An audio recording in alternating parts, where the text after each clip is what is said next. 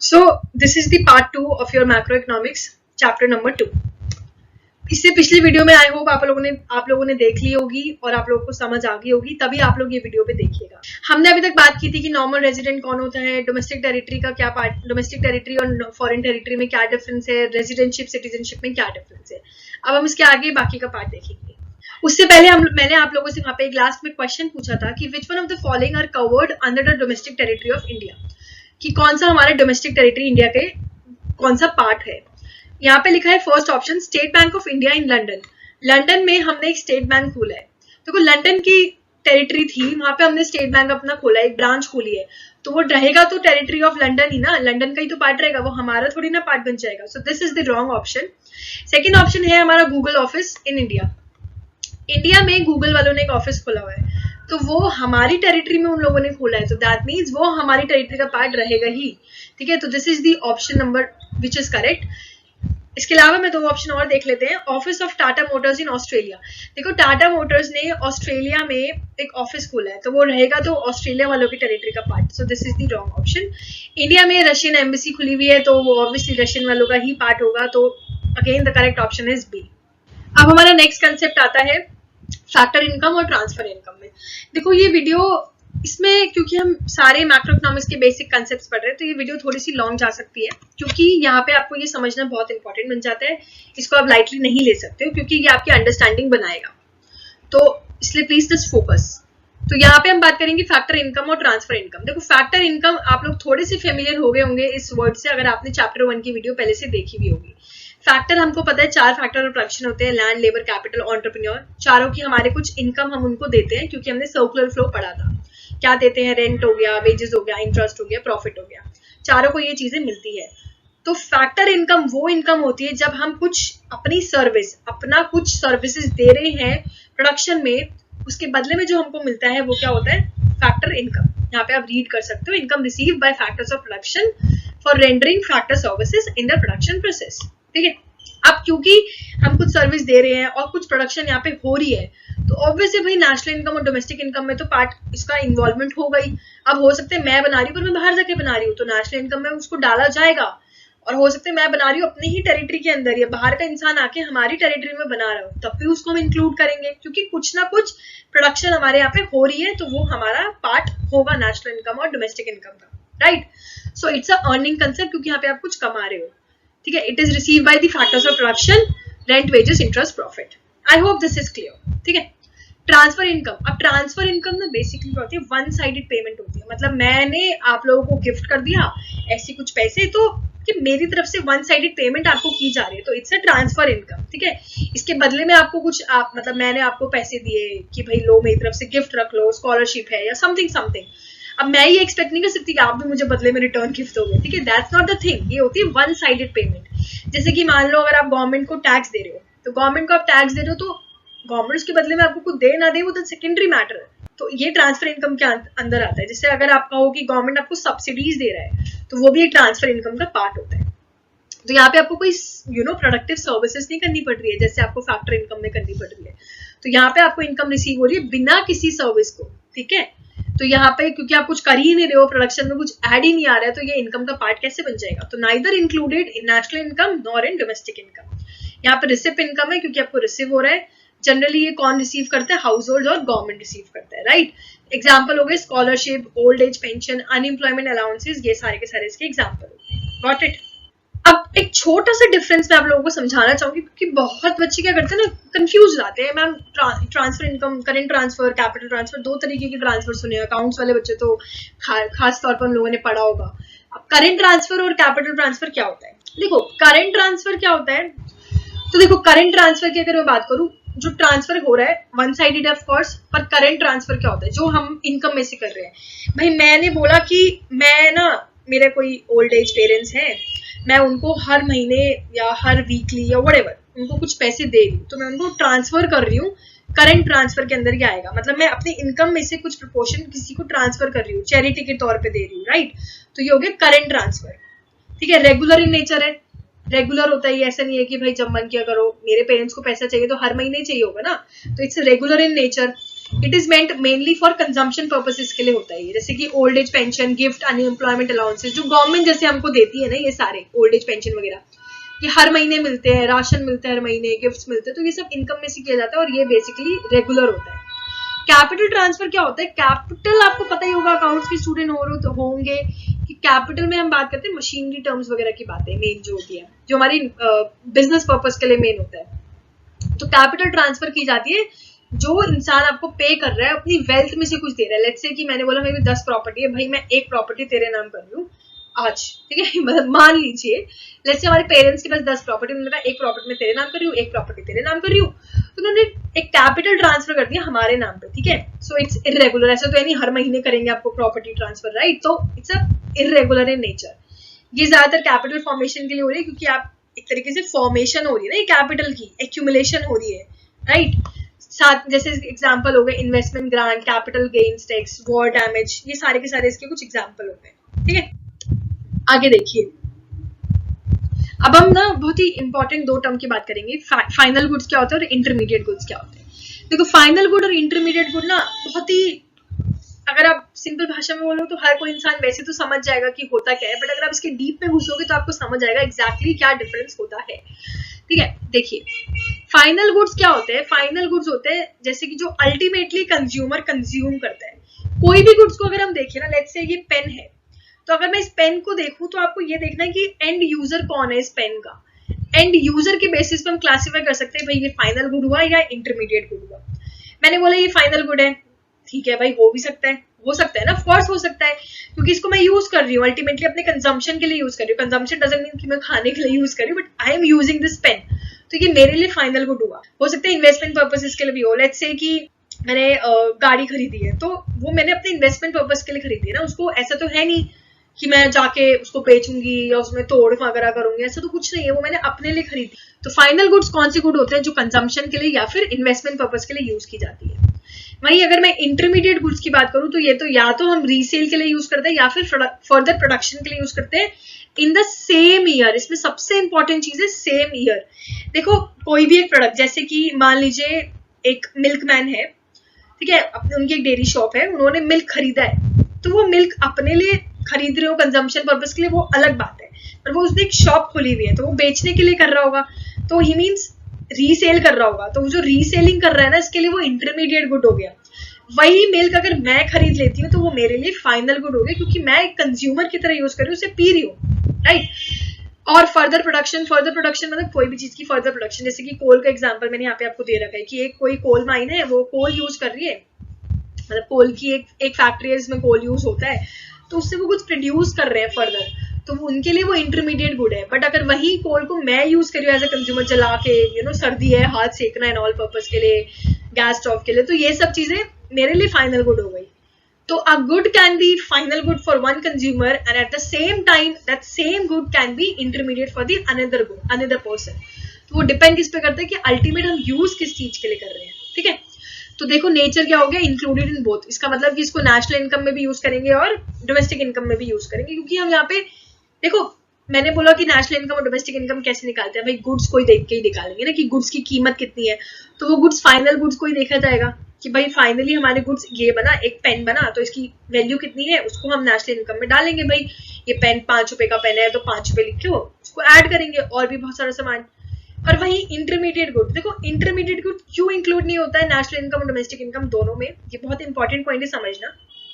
Let's say मैं आपको, okay fine, मैं आपको एक एग्जांपल से समझाऊंगी इन अ वाइल, ठीक है, आपको बहुत आसानी से समझ आ जाएगा, ठीक है। उसके बाद आप देखिए कि डायरेक्ट डिमांड है, क्योंकि अल्टीमेटली हमारी नीड सेटिस्फाई कर रहा है। भाई मैंने कहा मुझे पेन चाहिए, मैं मार्केट से पेन खरीद के लिए आई, मेरी डायरेक्टली डिमांड सेटिस्फाई होगी, पेन मिल गया। वहीं मैं बोल रही हूँ मुझे मिल्क चाहिए, एक इंटरमीडिएटर के पॉइंट ऑफ व्यू से देखे तो वो अगर एक डेयरी शॉप वाला मिल्क खरीद रहा है तो उसके लिए वो डिराइव डिमांड है, क्योंकि उसकी डिमांड किस पे डिपेंड करेगी, कोई और कितना उस मिल्क को डिमांड कर रहा है, राइट। तो वो डिराइव हो रही है डिमांड किसी और के डिमांड के हिसाब से। मतलब अगर मैंने उससे दूध ही डिमांड नहीं किया, उसका तो बिकेगा ही नहीं, दूध रीसेल ही नहीं होगा, तो उसकी डिमांड क्या है, डायरेक्ट नहीं है, डिराइव है, किसी और पे ऊपर डिपेंड कर रही है, ठीक है। वैल्यू एडिशन, कोई भी वैल्यू एडिशन की जरूरत है ही नहीं फाइनल गुड्स में, ये तैयार है, इसमें कोई वैल्यू एडिशन की जरूरत नहीं है, कोई इसमें एक्स्ट्रा आपको ना कुछ गुड्स डालना, ना कुछ वैल्यू ऐड करना, कुछ नहीं है, बना बनाया है। यहाँ पे आपको वैल्यू एडिशन की जरूरत होती है। जैसे कि भाई मैंने आपको मिल्क का एग्जांपल दिया, मिल्क को रीसेल के लिए यूज कर रही हूँ, तो वैल्यू एडिशन कुछ ना कुछ होगी। कैसे होगी, क्या होगी, थोड़ा सा रुकिए, उसके बाद आपको ये एग्जांपल से क्लियर होगा। प्रोडक्शन बाउंड्री क्रॉस्ड है with in the production boundary. अब ये प्रोडक्शन बाउंड्री क्या है, कैसे क्रॉस्ड है, वी विल सी। अब एग्जांपल मैं आपको ऑलरेडी बता चुकी, जैसे milk purchase by household for consumption, car purchase as an investment, ठीक है, यहाँ पे आप देख सकते हो। अब कुछ इंपॉर्टेंट पॉइंट्स पहले हम देखेंगे इंटरमीडिएट गुड्स के लिए। इंटरमीडिएट गुड्स के कुछ इंपॉर्टेंट पॉइंट आपको ध्यान रखना है, एक दो मैं आपको पहले भी बता चुकी हूँ। देखिए, generally purchase by one production unit from another production unit, ठीक है।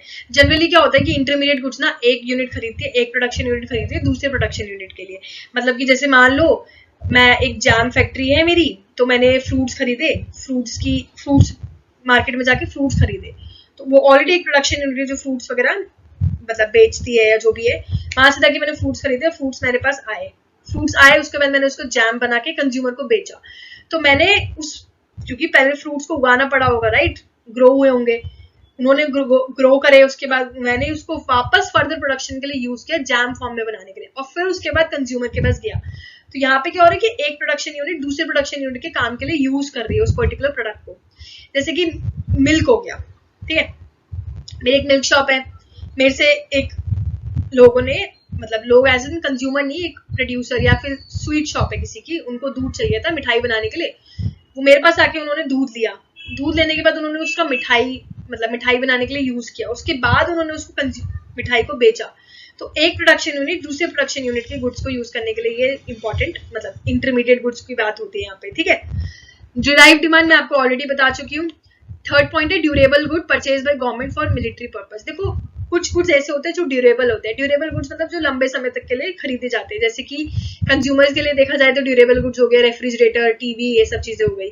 इसी तरह गवर्नमेंट जो कभी कभी क्या करती है, मिलिट्री पर्पस के लिए कुछ ड्यूरेबल गुड्स खरीदती है, जैसे कि आपके शिप्स हो गए और गन्स वगैरह हो गई, ठीक है, वॉर ये जो आपके वेपन्स वगैरह होते हैं ये खरीदती है गवर्नमेंट मिलिट्री पर्पस के लिए। तो ये इंटरमीडिएट गुड होता है गवर्नमेंट के लिए, फाइनल गुड नहीं कहेंगे इसको हम, ठीक है। उसके बाद है value of the intermediate good is merge with the value of final good. देखो अब ये पॉइंट है जो आपको समझना चाहिए। मैंने बोला कि भाई मेरी एक वीट की वो है, ठीक है, मतलब जैसे लेट्स से कि मैं आपको एक एग्जांपल आगे आएगा तो उसी के थ्रू समझा देती हूँ या अभी बता देती हूँ, ठीक है। सो जैसे मान लो कि एक मैं फार्मर हूँ, मैं कॉटन प्रोड्यूस करती हूँ, मैंने कॉटन बनाया और मैंने उसको बेचा बी पर्सन को, लेट्स से 2000 रुपए में बेचा, ठीक है। फिर जिसने मुझसे परचेज किया, बी वाले ने, उसने उस कॉटन से थ्रेड बनाया और उसने उसमें लेट्स से उसके 1000 रुपए और एक्स्ट्रा लग गए, तो टोटल उसको कितना का पड़ा, लाइक 3000 का पड़ा, ठीक है। उसने कहा कि भाई 2000 का तो मुझे खरीदा ही, अब मैंने भी कुछ बनाया, 1000 रुपए और लग गए, तो 3000 रुपए का उसने सी को बेच दिया, ठीक है, मतलब 3000 रुपए का उसने बेच दिया या 4000 का बेच दिया, 1000 उसने अपना प्रॉफिट लगा लिया। फिर उसने सी को बेचा, सी बेचने के बाद सी ने भाई उससे क्लॉथ बनाया, थ्रेड से क्लॉथ बनाया, उसने क्लॉथ बनाया, उसकी खुद की भी कोई कॉस्ट आई होगी, वो कॉस्ट को मिला के उसने कहा फाइनली जो कॉस्ट मतलब जो टोटल हमारा क्लॉथ बना वो 4000 रुपए का बना, लेट्स से, ठीक है। मतलब इनिशियली 2000 हुआ, फिर 3000 हुआ थ्रेड बनने के बाद, 4000 हुआ क्लॉथ बनने का, और कंज्यूमर को उसने बेच दिया फाइनल गुड। तो अगर आप देखो ये 5000 रुपए 4000 रुपए के जो क्लॉथ की कॉस्ट है, इसके अंदर आप देखोगे ना तो 2000 रुपए थ्रेड वाले भी इंक्लूड हो चुके, ये वाला भी इंक्लूड हो चुका, थ्रेड वाला, कॉटन वाला, क्लॉथ वाला, वो सब इंक्लूडेड होने के बाद ही तो हमारा कॉस्ट बढ़ रहा है ना।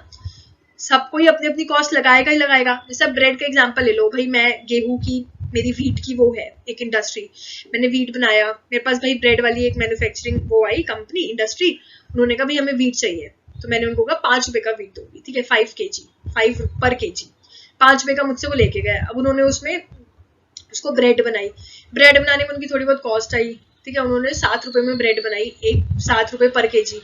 फिर उन्होंने उसके बाद उसको लेट्स से बेचा 10 रुपए पर केजी में, तो वो 5, 7, 10 इंक्लूड कर रहा है ना पुरानी पिछली वैल्यूज।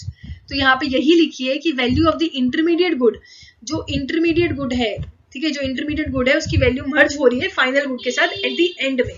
अगर हम वापस ऐड करेंगे ना तो वो डबल काउंटिंग की प्रॉब्लम क्रिएट कर देगा। मतलब मैंने बोला कि भाई नहीं 3000 2000 रुपए थ्रेड के अलग लूंगी, 3000 रुपए थ्रेड कॉटन के अलग लूंगी, 3000 रुपए थ्रेड के अलग लूंगी, 5000 तो ऐसे हो गए, फिर क्लॉथ बनाने के 4000 रुपए अलग लूंगी, 9000 रुपए, और फिर मैं कंज्यूमर को 10,000 में बेचूंगी। ऐसे नहीं होगा, डबल काउंटिंग की प्रॉब्लम लीड करेगा, नेशनल इनकम भी हमारी ढंग से नहीं निकल पाएगी, ठीक है। तो इसलिए हमेशा जो गुड्स की वैल्यू जो ऐड होती है इनकम में कैलकुलेट करने के लिए, वो हमेशा फाइनल गुड की वैल्यू ऐड होगी। ये आप आगे भी देखेंगे, ठीक है। आगे देखिए, ये एग्जाम्पल वही है जो मैंने अभी आपको समझाया। देखो यहाँ पे लिखा हुआ है प्रोडक्शन बाउंड्री। देखो अभी मैंने आपको बीच में डिफरेंस पे समझाते समय प्रोडक्शन बाउंड्री बताया था। मान लीजिए ये प्रोडक्शन बाउंड्री है। प्रोडक्शन बाउंड्री का मतलब आप इस टेरिटरी के अंदर एक गुड को प्रोड्यूस कर रहे हो, ठीक है। ये आपकी प्रोडक्शन बाउंड्री है जिसके अंदर आप कर रहे हो अपने गुड्स को प्रोड्यूस, ठीक है। फार्मर ए ने कॉटन बनाया 2000 रुपए का, बी को बेचा, बी ने उससे कॉटन से थ्रेड बनाया 3000 रुपए का और सी को बेचा, सी ने फिर उससे 4500 रुपए का क्लॉथ बनाया और कंज्यूमर को बेच दिया। तो फाइनल कंज्यूमर के पास कौन सा गुड आया? क्लॉथ आया। तो ये प्रोडक्शन बाउंड्री के अंदर है और ये प्रोडक्शन बाउंड्री के बाहर चला गया कंज्यूमर। तो इससे ये समझ आए कि जो प्रोडक्शन बाउंड्री के अंदर है वो इंटरमीडिएट गुड है, बट जैसे ही कोई गुड फाइनल बन जाता है तो वो प्रोडक्शन बाउंड्री के बाहर आ जाता है। इसका मतलब कि उसमें और फर्दर प्रोडक्शन की जरूरत नहीं है, वो एक फाइनल गुड की तरह बन के तैयार हो गए बेचने के लिए।